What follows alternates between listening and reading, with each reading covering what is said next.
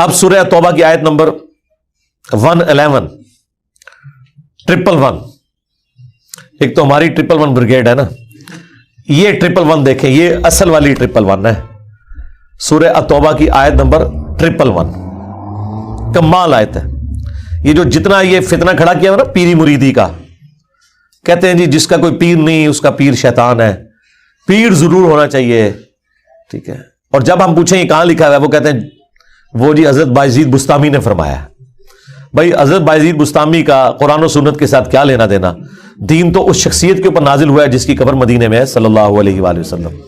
وہ کہتے ہیں دیکھیں اللہ کے نبی پیر تھے صحابہ کرام کے، اور صحابہ کرام ان کے مریدین تھے۔ اچھا جی آگے چلیں، کہتے ہیں دیکھیں خلفائے راشدین بھی تو صحابہ کرام کے پیر تھے، حالانکہ اس بیعت کا پیری مریدی کی بیعت سے کوئی لینا دینا نہیں۔ نبی علیہ السلام نے جو بیعت لی صحابہ کرام سے، ایک تو ایمان کے لیے، پلس وہ اللہ تعالیٰ کے ریپریزنٹیٹو تھے آن دا فیس آف ارتھ، اور ان سے اختلاف نہیں ہو سکتا تھا۔ اور اس کی اصل وہ سورۃ النساء کی آیت نمبر 59 ہے، یا ایھا الذین آمنوا اطیعوا اللہ واطیعوا الرسول، اے اہل ایمان اطاعت کرو اللہ کی اور اطاعت کرو اس کے رسول کی، وَأُولِي الْأَمْرِ مِنْكُمْ، اور اپنے حکمران کی بھی۔ اچھا حکمران کے ساتھ اللہ تعالیٰ نے اطیعوا کا لفظ نہیں استعمال کیا، فرق رکھا کہ ایبسولوٹ اطاعت اللہ اور اس کے رسول کی ہے عز و جل صلی اللہ علیہ وآلہ وسلم، باقی جس کی بھی اطاعت ہے وہ اس دائرے کے اندر ہے، وَأُولِي الْأَمْرِ مِنْكُمْ، اور اپنے حکمران کی بھی۔ لیکن ساتھ ہی فرما دیا اسی آیت میں فَإِن تَنَازَعْتُمْ فِي شَيْءٍ فَرُدُّوهُ إِلَى اللَّهِ وَالرَّسُولِ، اگر تمہارا جھگڑا ہو جائے اپنے حکمران کے ساتھ تو معاملہ تم نے پلٹانا ہے اللہ اور اس کے رسول کی طرف عز و جل صلی اللہ علیہ وآلہ وسلم۔ حکمران سے بھی آپ اختلاف کر سکتے ہیں اور معاملہ پلٹانا ہے اللہ اور اس کے محبوب صلی اللہ علیہ وآلہ وسلم کی طرف۔ إِن كُنتُمْ تُؤْمِنُونَ بِاللَّهِ وَالْيَوْمِ الْآخِرِ، اگر تم اللہ اور یوم آخرت کے اوپر ایمان رکھتے ہو پھر ہی تمہارا یہ ایٹیچیوڈ ہوگا، اور اسی میں تمہاری خیریت ہونے والی ہے، اسی کا انجام بہتر ہونے والا ہے۔ یہ سورۃ النساء آیت نمبر 59 میں اللہ تعالیٰ نے واضح فرما دیا۔ اسی کے تحت ہم کہتے ہیں کہ حکمران وقت کی بھی بیعت ایبسولوٹ نہیں ہے، قرآن و سنت کے دائرے کے اندر ہے۔ پیری مریدی کی بیعت کا تو اس سے کوئی لینا دینا ہی نہیں تھا، یہ تو پیرلل میں انہوں نے سسٹم کھڑا کیا۔ اور اگر آپ من و عن وہ احادیث جو بیعت خلافت سے متعلق ہے ان کو پیری مریدی کے اوپر اپلائی کریں گے اجتہاد کے طور پر، پھر سرکار بڑا خطرناک رزلٹ نکلے گا، بلکہ خطرناک نکلے گا، خطرناک سے بھی اگلا ورژن، کیونکہ اس میں تو واضح موجود ہے، بخاری مسلم میں حدیث ہے کہ جو خلیفہ وقت کی بیعت کے بغیر مرا یا وقت کے امام کو پہچانے بغیر مرا وہ جاہلیت کی موت مرا۔ مسلم شریف میں حدیث ہے جب ایک خلیفہ کی بیعت ہو جائے تو جو کوئی بھی بیعت کے لیے کھڑا ہو اسے قتل کر دو۔ اسی پہ میں نے عرض کیا تھا کہ اگر یہ قانون مان لیا جائے پھر تو دنیا کے سارے پیر قتل ہو جائیں گے، کوئی ایک پیر آپ کو باقی رکھنا پڑے گا۔ تو آپ فیصلہ کریں پھر کہ کیا کرنا ہے آپ نے۔ اگر آپ پیری مریدی کے لیے وہ والی احادیث کا سہارا لیتے ہیں تو منوان اس کو اپلائی کریں گے نا، تو وہ تو اپلائی نہیں کر سکتے۔ یہاں تو ایک گدی کے اوپر 4 بیٹے ہیں تو وہ آپس میں ایک دوسرے کو قتل کر دیتے ہیں گدی سنبھالنے کے لیے، اور باقی جو پیرلل میں اتنی گدیاں چل رہی ہوتی ہیں جو کبائی کے اڈے ہوتے ہیں ان کا کوئی دین سے لینا دینا نہیں۔ اس کے لیے قرآن سے دلیل پیش کرنا، جی قرآن میں بھی بیعت کا ذکر ہے، احادیث میں بھی بیعت کا ذکر ہے، کتنا بڑا ظلم ہے۔ قرآن و سنت میں تو لینا دینا نہیں اس بیعت کا، اور وہ بھی جو بیعت تھی خلفائے راشدین کی وہ بھی کامل الایمان مومنین ہونے کے باوجود، اور ان کے پیچھے اللہ کے نبی بھی کھڑے تھے، علیکم بسنتی وسنت الخلفاء الراشدین المہدیین، تم پر میری سنت میرے خلفائے راشدین کی سنت لازم ہے۔ اس کے باوجود ادھر بھی لوگ اختلاف کرتے تھے اور وہ اپنا ڈیسیژن واپس لیتے تھے۔ بخاری مسلم دونوں میں حدیث ہے، حضرت عمر کے دور خلافت میں سیدنا عمر رضی اللہ تعالیٰ عنہ مسجد نبوی میں داخل ہوئے، انہوں نے دیکھا کہ حضرت حسان بن ثابت نعتیہ اشعار سنا رہے ہیں حضرت ابو ہریرہ کو، تو حضرت عمر کھڑے ہوئے صرف ان کو دیکھا، انہوں نے دیکھنے کے انداز سے ہی اندازہ لگا لیا کہ یہ تو ابھی اس سے پہلے کہ کچھ کہیں حضرت حسان جو کہ شاعر تھے، بڑی نرم طبیعت، ابھی تو آپ کو اگر ہم بتائیں کہ جنگوں میں بھی یہ کبھی بھی تلوار لے کے سامنے نہیں آتے تھے، شاعروں کے مزاج میں ہی نہیں ہوتا کہ وہ لڑائی کر سکیں، بڑے رقیق القلب لوگ ہوتے ہیں، وہ کسی جانور کے اوپر بھی چھری نہیں پھیر سکتے، لیکن یہاں دیکھیں دلیری اتنی، اور کہا ہے عمر اس طرح نہ دیکھ میری طرف، تو اس سے بہتر شخص مسجد میں ہوتا تھا میں انہیں بھی نعتیہ اشعار سناتا تھا۔ حضرت عمر نے بھی کچھ بولا بھی نہیں ہے اور یہ بندہ اتنا دلیر ہو گیا شاعر ہونے کے باوجود کہ اس نے دیکھا بھی کیوں. یہ دلیری کس نے دی تھی ان کو؟ اللہ کے محبوب علیہ السلام نے. یہ جرت کس نے دی تھی؟ آگے سے حضرت عمر نے اپنی عزت بچانے کے لیے یہ بھی نہیں کہا کہ میں دھیانی پہ تکتا سا نا. ہو سکتا تھا نا بندہ دیکھے امیر المومنین کی سرعام اس طریقے سے ایک بندہ للکارا ہے, اس طرح دیکھ میرے حل سرکار یہ کون سنتا ہے.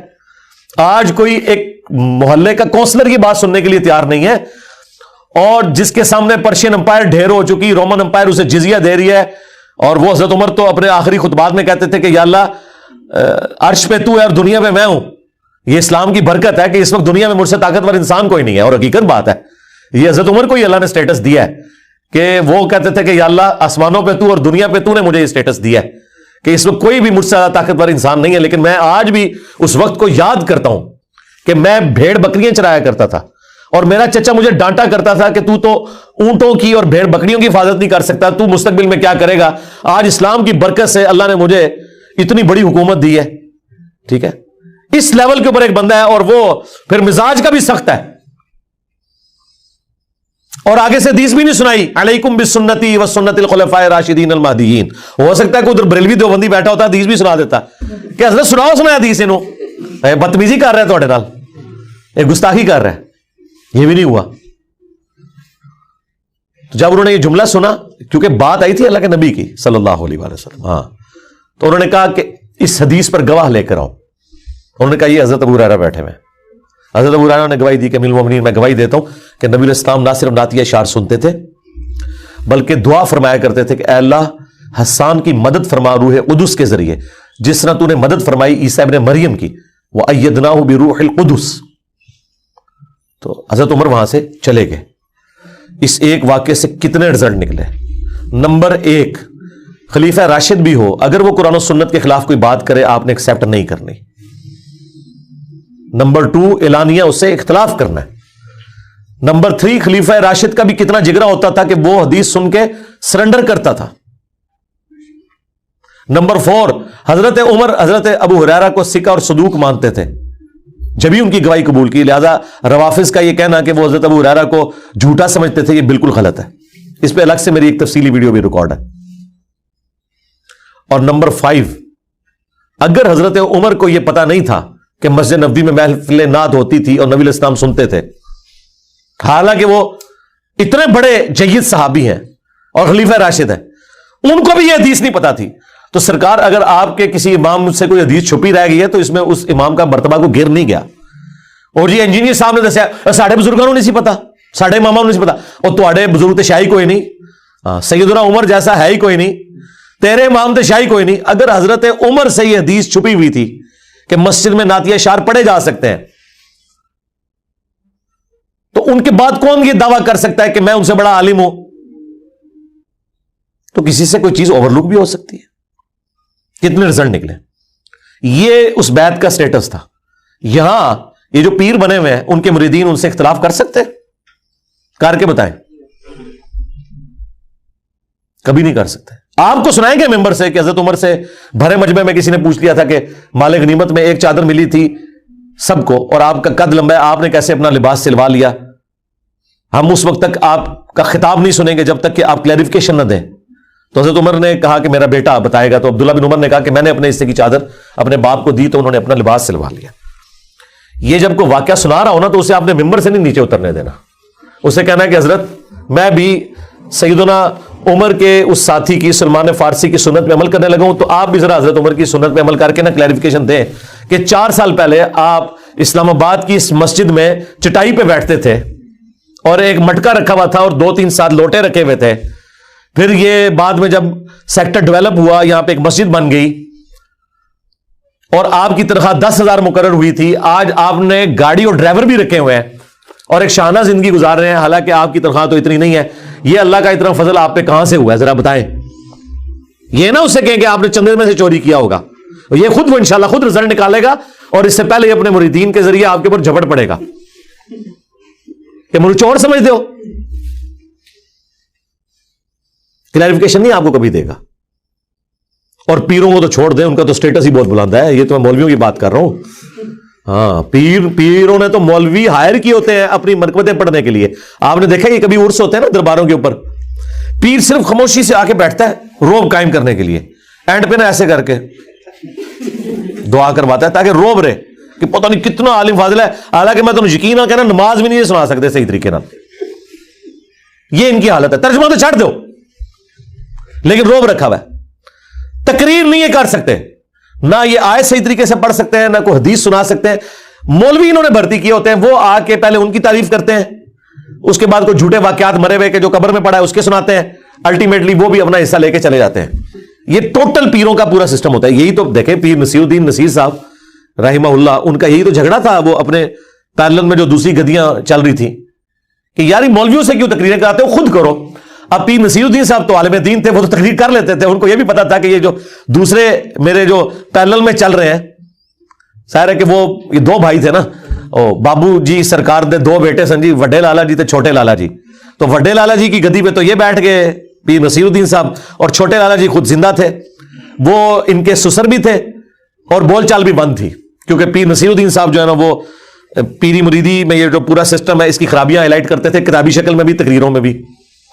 الٹیمیٹلی وہ گولڈا شریف ان کو جمعہ بھی نہیں دیتے تھے. کبھی ایک بار کو موقع آیا تو ان کو ایک آدھ جمعے کی تقریر دی جاتی تھی اور وہ اس میں بھی پھر تیا پانچا کر کے رکھ دیتے تھے. خیر انہوں نے پھر اپنی ویڈیوز ریکارڈ کروائیں اور وہ سارا سلسلہ انہوں نے چلایا. اللہ تعالیٰ ان کی غلطیوں سے درگزر فرمائے. جو انہوں نے توحید کی آواز بلند کی تو اس پہ اللہ تعالیٰ انہیں اجر دے. تو وہ تو میری ایک ویڈیو آپ دیکھیں توحید سے متعلق 10 دھوکے, اس کے شروع میں نے ان کی ویڈیو کلپس ڈالے ہیں, ان کی تصویر بھی تھمبنیل پہ لگی ہوئی ہے.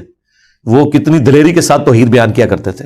وہ کہتے ہیں ماں پی نا میں کسی کو کچھ نہیں دے سکتا, اور وہ بھی اس نے کہتے تھے کہ جی کوئی ہے نا کہ جوڑ دکھا سکتا ہے آئے دکھائے میں مان لاں گا. یعنی یہی بات ہے میں کرتا ہوں, کہتے دیکھیں بزرگوں کا مذاق اڑا رہے ہیں. میں ان کو کہتا ہوں نا کہ جی وہ تخت بلقیس آ گیا تھا, بالکل آ گیا تھا, آپ ذرا وائٹ ہاؤس کو لا کے مارگلا ہلز پہ رکھے میں آپ کو مان لوں گا. آپ رکھیں بھی نا اور ہم سے یہ کہیں کہ ہم آپ کے بابوں کی جھوٹی کرامات مانیں اس بنیاد پہ کہ قرآن میں ایک واقعہ رپورٹ ہوا ہے. جو رپورٹ ہو گیا وہ تو ٹھیک ہے, وہ تو عیسیٰ ابن مریم بھی بغیر باپ کے پیدا ہوئے ہیں. آپ اگر یہ کلیم کریں کہ میرے یہ جو بزرگ یہاں پہ دفن ہے یہ بھی بغیر باپ کے پیدا ہوئے ہیں, تو اس کا مطلب آپ کو پتا کیا پاکستان کے معاشرے میں اس کا تو کوئی اور ہی مطلب نکلے گا. کوئی بھی آپ کی کرامت ماننے کے لیے تیار نہیں ہوگا. اچھا اے کرامت کیوں نہیں کوئی بزرگ دکھا سک رہا ہوں تک, دکھاؤ نا. تو سب جھوٹ انہوں نے مشہور کیا ہوا ہے اور پلی لیتے ہیں یہ قرآن پاک کی آیات سے کہ جی قرآن میں بھی بیعت کا ذکر ہے. بھئی قرآن میں نبی الاسلام کا بیعت لینا ہے صحابہ کرام سے, وہ آن دا بہاف آف گاڈ ہے, اور خلفائے راشدین کا اللہ اور اس کے رسول کے احکامات کے اندر ہے, اور اس میں اس کی باؤنڈریز ہیں, اختلاف رائے ہو سکتا ہے. ایبسولوٹلی بیعت اللہ کی ہے. نبی الاسلام بھی اللہ کے لیے بیعت دیتے تھے. اسی لیے سورہ الفتح میں کہا گیا اے نبی یہ جو درخت کے نیچے آپ بیعت لے رہے ہیں ان کے ہاتھوں پہ اللہ کا ہاتھ ہے. اندازہ کریں, اللہ نے نبی الاسلام کے مبارک ہاتھ کو اپنا ہاتھ قرار دیا کیونکہ نبی الاسلام ریپریزنٹیٹو ہے اللہ کے.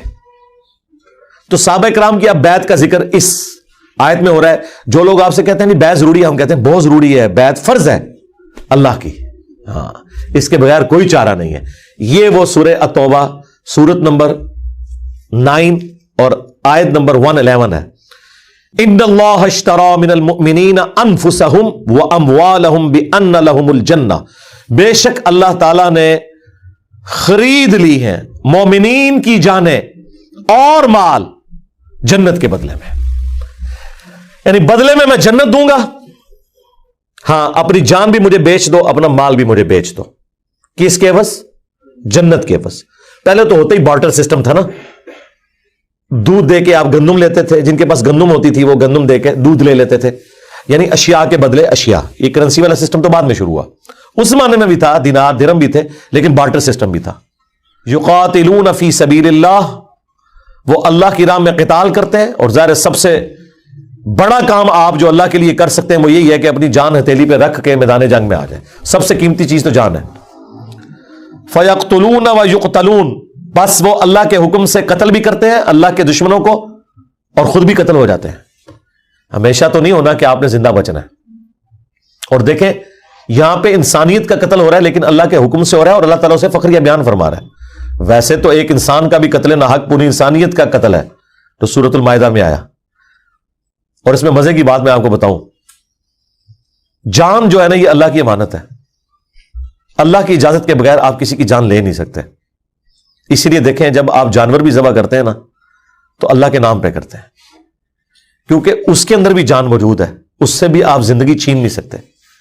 جب آپ اس سے زندگی چھیننے لگتے ہیں نا تو بسم اللہ ہی اللہ اکبر پڑھتے ہیں کہ یہ اللہ کا حکم تھا, اس کے نام پہ میں تیری جان لے رہا ہوں, ورنہ میں تیری جان نہیں لے سکتا.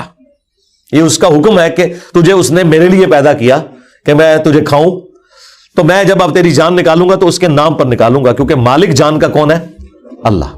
اس طرح آپ کسی کافر کی بھی جان نہیں لے سکتے, الا یہ کہ میدان جنگ میں وہ آپ کے مقابلے پہ آئے تو اس وقت بھی آپ اپنی دشمنی کے لیے نہیں بلکہ اللہ کی خاطر. وہ جو سیدنا علی کا واقعہ ہے کہ جب وہ کافر کے سینے پہ چڑھ گئے تھے, اس نے تھوک دیا تو وہ اتر گئے. ان کا بھائی اب میرا غصہ اس میں شامل ہو گیا, بس وہ اسی چیز سے امپریس ہو کے مسلمان ہو گیا. دیکھیں جی جہنم کے دہانے پہ پہنچا ہوا بندہ, آخری ٹائم پہ اللہ نے اس کے لیے جنت کر دی. یہ ہے اللہ تعالیٰ کی ڈیسٹنی اور تقدیر. سبحان اللہ. تو اللہ تعالیٰ فرما رہے ہیں کہ اہل ایمان اللہ کی راہ میں قتال کرتے ہیں اور کافروں کو قتل بھی کرتے ہیں جہاں ضرورت ہے میدان جنگ میں, اور خود بھی قتل ہوتے ہیں. وعدن علیہ حقا فی التوراۃ والانجیل والقرآن, اور یہ وہ وعدہ ہے جو اللہ تعالیٰ نے سچا وعدہ کیا تھا پختہ تورات میں بھی, یعنی اولڈ ٹیسٹمنٹ میں, انجیل نیو ٹیسٹمنٹ میں, اور قرآن میں بھی. یعنی تینوں کتابوں کے اندر وہی بات ہے کہ دنیا کی زندگی مجھے دو, آخرت کی ہمیشہ کی زندگی لے لو. اور یہی ایک یونیورسل ٹروتھ ہے جی. ہاں, جو اللہ تعالیٰ نے سورۃ الاعلیٰ کے اینڈ پہ بھی فرمایا نا, قد افلح من تزکا وذکر اسم ربہ فصلی بل تؤثرون الحیاۃ الدنیا والآخرۃ خیر وابقی. تمہارا اصل مرض یہ ہے کہ تم دنیا کی زندگی کو ترجیح دیتے ہو جبکہ آخرت بہتر بھی ہے اور ہمیشہ رہنے والی بھی. ان ھذا لفی الصحف الاولی, یہی ایک یونیورسل ٹروتھ, یہی ایک کانٹے کی بات تھی جو اگلے سارے صحیفوں میں تھی. صحف ابراہیم و موسیٰ, چاہے وہ ابراہیم علیہ السلام کے آسمانی صحائف ہوں چاہے موسیٰ علیہ السلام کے, ایک ہی کانٹے کی بات تھی. یہاں پہ بھی آ گیا کہ یہ اللہ کا وعدہ ہے کہ جو اپنی جان اور مال اللہ کے لیے خرچ کرے گا اللہ اسے جنت دے گا. یہ اللہ تعالیٰ نے بیعت کی ہوئی ہے مومنین کے ساتھ. وَمَنْ أَوْفَى بِعَهْدِهِ مِنَ اللَّهِ, اللہ اکبر. اور کون زیادہ پورا کرنے والا ہے اپنے وعدے کو اللہ سے بڑھ کر.